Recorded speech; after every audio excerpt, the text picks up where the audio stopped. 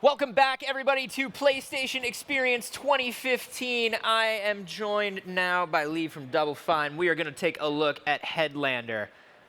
Hello. I love Headlander, Lee. Thank you. You showed me a little bit of Headlander at PAX, and it's everything I want. Will you tell us a little bit about Headlander, if anybody hasn't heard about it? Yes, so Headlander is a side-scrolling action-adventure game, and it's inspired by 70s science fiction.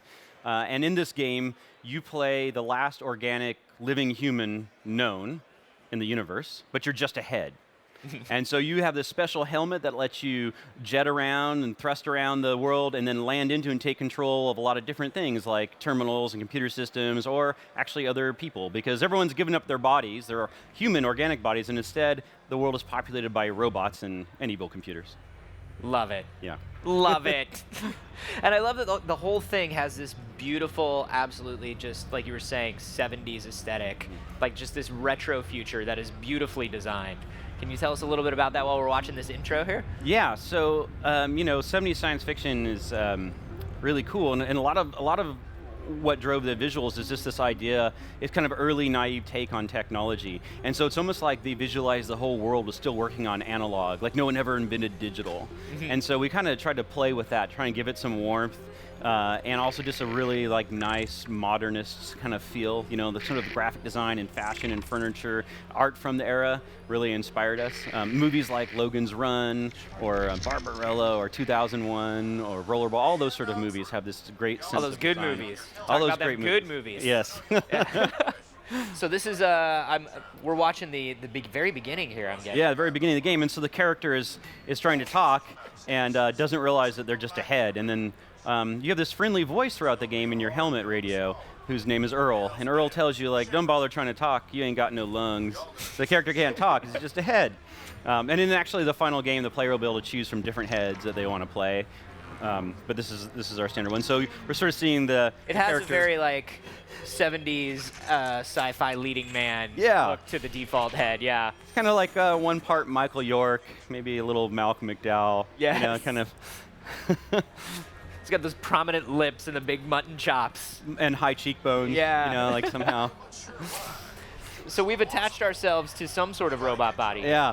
So these are the citizens' bodies, and these are, you know, of course you don't know anything when you wake up. It's really like kind of a classic science fiction from the era. It's like you're kind of in this future world, and it seems kind of normal, but it's really bizarre and absurd at the same time, and you're trying to figure it out. And that's sort of a theme of the game, is that, you know, you learn that you have these abilities. You're in this helmet. You can see right now we're flying our head around, but there's this, and we're gonna approach another body here and lock on, and then jump into it, and now we take control of that body. Oh, that's so good. And a lot of our world is alive with these computer-controlled entities. So this is our door system. His name is Rod, and he controls all the doors in the game. And so he's giving the player a hard time here, saying, like, I only open for red security clearance. And the player has red security clearance because he's got a red laser, but he's trying to refuse to open them for just being obnoxious reasons. Just Rod reasons. Yeah. So. That's so Rod. So you have to shoot him, and then he's like, fine, I'll open it. Yeah. So this is cool because it has that exploration of a Metroid or a Castlevania or something like that, but as opposed to like running around and finding permanent upgrades, you are just finding new bodies in different areas and trying to get them to the places you need them to be, almost as an upgrade system. Am I reading it right?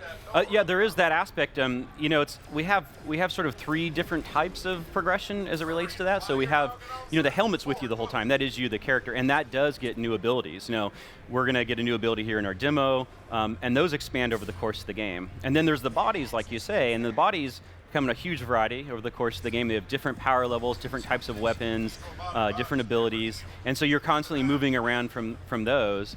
And then there's also an additional sort of player-driven upgrade system. Like you earn experience, and what happens is your brain's organic synapses make better connections with the helmet system, so you can actually choose optional upgrade paths yourself. So we've got all those kind of put together for the player to explore. That's awesome. And I love as we're sort of showing some of the combat here, the ricochet system as well.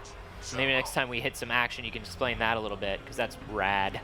Yeah, you know, one of our goals was really to make lasers cool again, as I say. Like I grew up in science fiction, it was all lasers, and now it's all bullets, and lasers are cool. So, you know, our lasers bounce, and this changes. You can see here we've got a red laser. So the red lasers bounce once, but if you find an orange body, orange lasers bounce twice, and then a yellow body, they bounce 3 times. In a green body, they bounce 4 times. So a lot of our game is about bouncing lasers both for tactical combat reasons, but also we have a variety of like environment challenges where you have to bounce lasers to activate or deactivate different things. So it's kind of our version of platforming as well. It's a pretty deep mechanic that we push in a lot of different directions. Yeah, and I love that you have the choice of just kind of quick firing, or you have that sort of hold and actually plan your angle. That's right, and yeah. see how exactly it's going to go.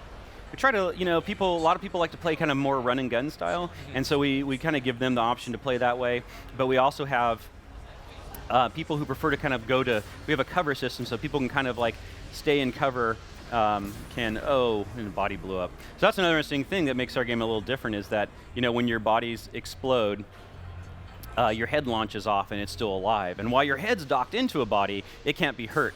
Okay. So bodies are almost like armor, but they're also your weapons. And so there's this interesting tension between trying to keep them around and what's going to happen here? So awesome. Come on, Greg. And so you see, to get new bodies in this case, we can't run across the bridge, so he had to take the head off a body across the bridge, and now he can land into that and continue forward. So, you know, you've got this mode where the bodies do certain things and the head does other things, and you've got to switch between the two constantly to kind of make your way through the world. Yeah. And I love that, all these different little ways you can go, all these different little vents where it's like, okay, just head now and I'll come back later. Another thing that's unique is, for our game, is since all of the bodies are robotic, they all explode when they die.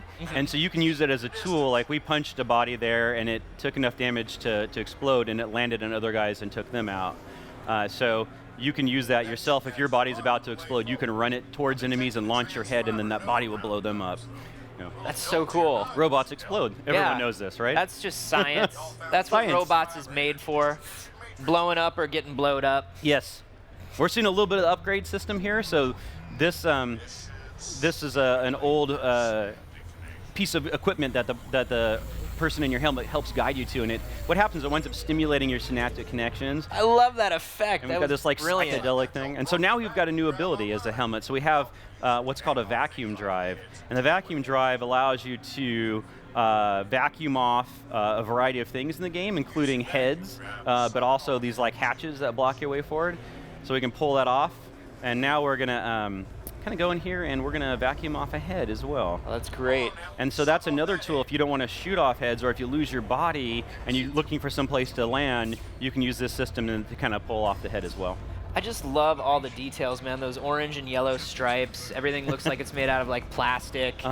The oval terminals with the font from 2001. Like every little detail is amazing. Thank you. Yeah, we're big fans of the era, and we look, you know, I think one of the things we love doing at Double Fine is just trying to create worlds that feel like, as absurd as they are, could have actually been a world somehow. Yeah. A lot of that is just about filling with those little details and things for players to find. We have a lot of, the full game has a lot of different ways the player can make their way through the game, and they can retraverse and play optional missions. There's lots of hidden things you can find to headland into. Some of them are just for fun. You know, we have like snowmen and dogs and vacuum cleaners and deer heads, like crazy stuff.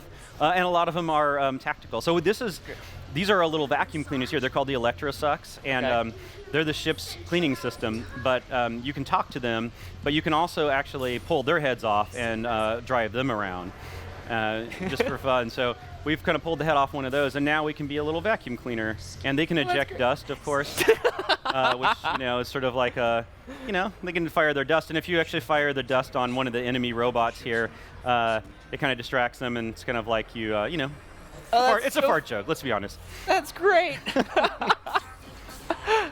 And now we've upset them, of course. They're trying to shoot us, so we can. And those guys are there for fun, but you know, tactically, you could distract guards by ejecting dust on them. It makes it easier to grab their heads. Yeah, and it looks like we could have chosen to go through that hatch down there as long as we were on an Electrosuck.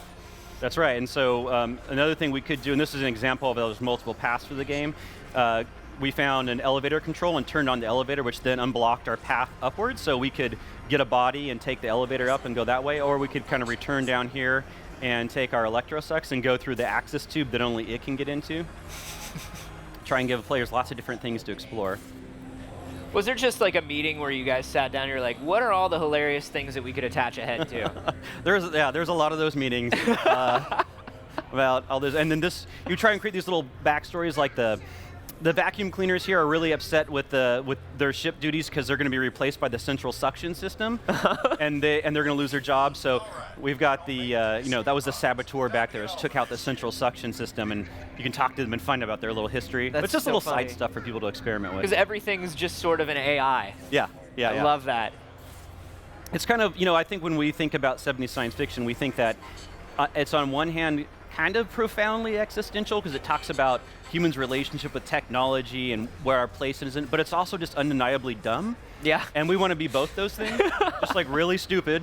And also, we're asking questions about identity and who are you, and when people transfer their bodies into robotic bodies, are they still the same person? And, Yeah. And why is it that little vacuum cleaners have more personality than the person who runs the whole world? Little fun things like that. And that's that kind of absurdness where the people in the world sort of take themselves seriously, even though it's completely absurd. Yeah. It's kind of got that 70s vibe to me. I love that.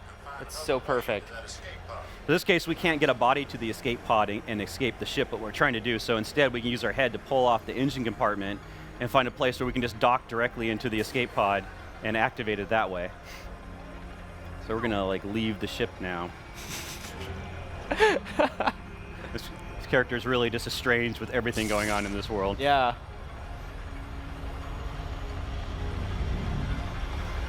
It also has that 70s aesthetic where everything is slightly phallic. Yes. Well, Everything. there was a sexual revolution in that time, and so Yeah. that's fertility symbols everywhere. Well, that's amazing, Lee. Thank you so much for coming by and showing off some new Headlander. Yeah, absolutely. Do we have an ETA? Do we know when Headlander is going to be available to us? Second half 2016. Beautiful. Thank you so much, Lee. PlayStation